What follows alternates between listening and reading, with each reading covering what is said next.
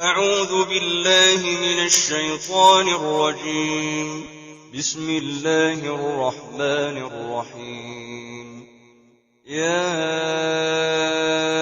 أيها المزمل قم الليل إلا قليلا نصفه أو انقص منه قليلا أو زد عليه ورتل القرآن ترتيلا إنا سنلقي عليك قولا ثقيلا إن ناشئة الليل هي أشد وطئا وأقوم قيلا إن لك في النهار سبحا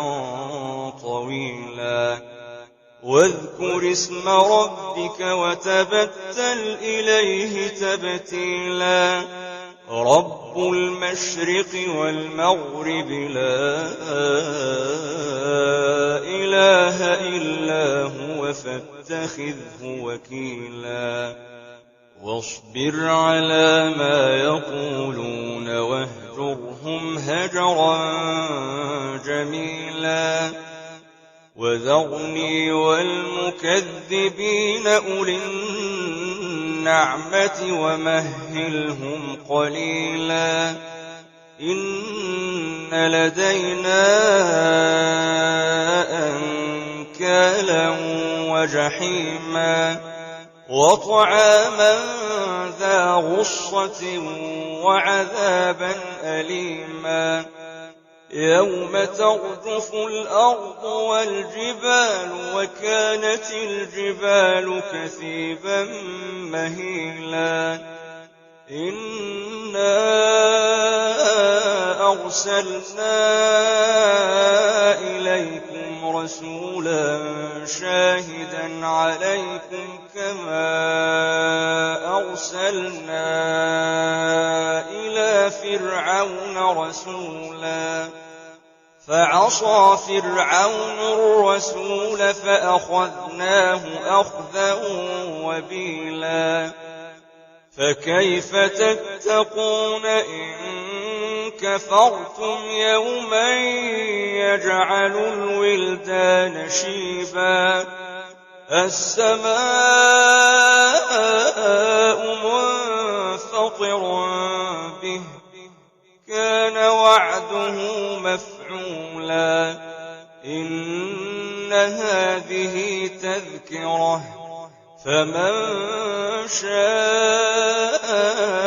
اتخذ إلى ربه سبيلا إن ربك يعلم أنك تقوم أدنى من ثلثي الليل ونصفه وثلثه وطائفة من الذين معك والله يقدر الليل والنهار علم أن لن تحصوه فتاب عليكم فاقرؤوا ما تيسر من القرآن علم أن سيكون منكم